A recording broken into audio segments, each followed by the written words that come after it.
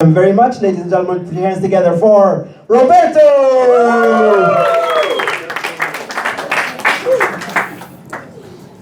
Hey, you guys ready to hear some Jew jokes? Alright, good. So an Israeli and a Palestinian walk into a bar. The bartender says, "What's it gonna be?" And the Jew says, "Shots." And the Palestinian goes, "No, those kill me."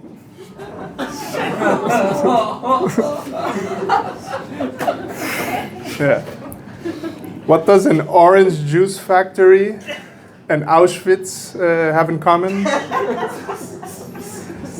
One's a juice processing plant, and the other is a juice processing plant.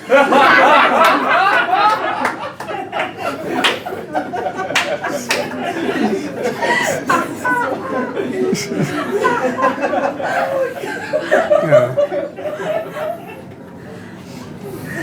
You know, I've been doing comedy for about 8 months now, and I want this to be my full-time career. This is my dream, this is my aspirations, and I'm trying to make it big.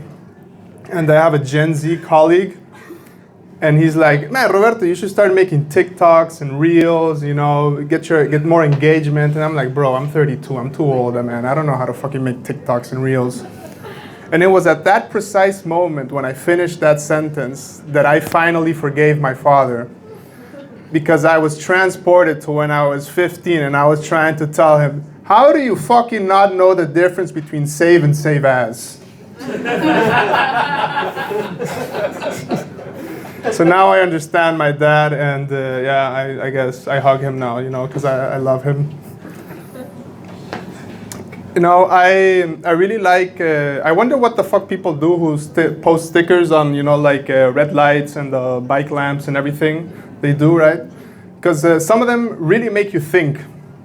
Like the other day I was biking, red light, I stop, and I see one that says, "I have everything. Why do I feel so empty?" You know, click on the QR code for help.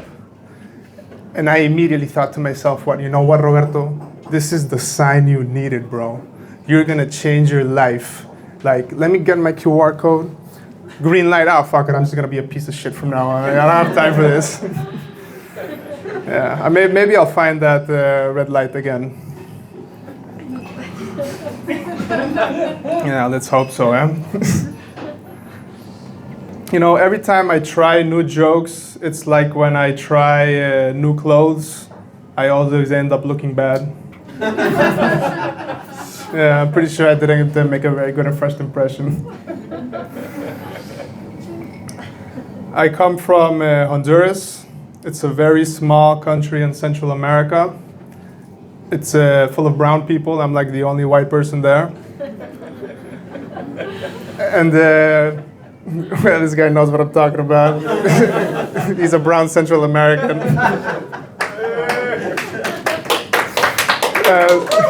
Woo! And so, you know, I had a lot of white privilege. I was the only one in my country to use the whitest version of the emojis. And then I came here and I realized I actually wasn't that white.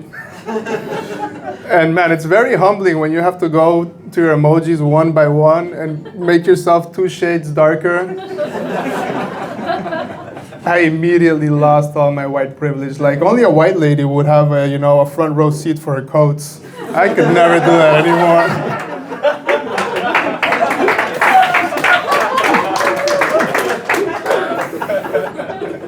Yeah. So, you know, since I've been a comedian for 8 months, it's very hard for me to not be a comedian at work or at interviews or at professional, serious settings. So I'm at an interview on Friday with the head of corporate banking of the Netherlands and one of his vice presidents. And we got through, you know, the technical stuff, and after that it's just, you know, a culture fit. And he goes, "Roberto, what do you bring to the office?" "Well, I'm funny. You know, I'm relaxed and laid back." And those were the 3 words he did not want to hear. He was like, I'm sorry, but we do serious work here, and nobody's relaxing. I was like, "Ah, I guess I'm not getting called back." I've been studying Dutch for 4 years now, so I'm pretty good with the language. And I found some very interesting things about it. Like some of the untranslatable Dutch words. Like, how did the Dutch come up with gezellig when there's literally nothing gezellig about this country?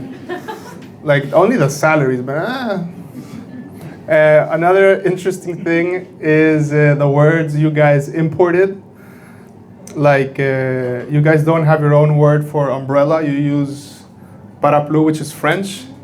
How come you live in like the wettest country ever and you don't have your own fucking version of parapluie, man? It's just so lazy. Another interesting word is the Dutch are so stingy. How come you guys don't have your own Dutch word for free? You had to use the Spanish word gratis. I was thinking, that's pretty interesting, right? But a fun fact is when the Dutch learned gratis, also coincides with the start of the Golden Age. So you think the Dutch learned this word, went with their new vocabulary to Africa, saw some black people and were like, gratis, gratis? Fuck yeah, man. Then they went to Indonesia, saw the whole country, gratis, gratis? Fuck yeah, man. And that's how the Dutch East India Trading Company was born.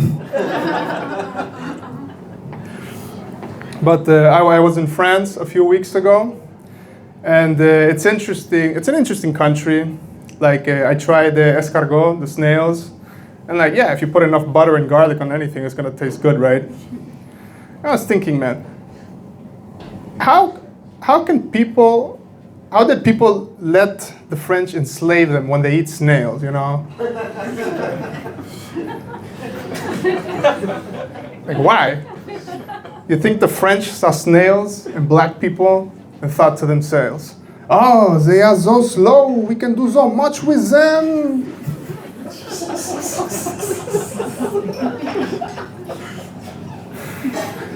Yeah.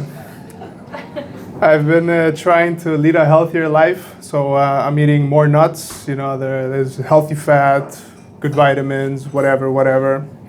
And nuts are interesting, you know, like the walnut grows on the walnut tree, the almond grows on the almond tree. And on LinkedIn is where you find the nut jobs. That's it for me, guys. Thanks.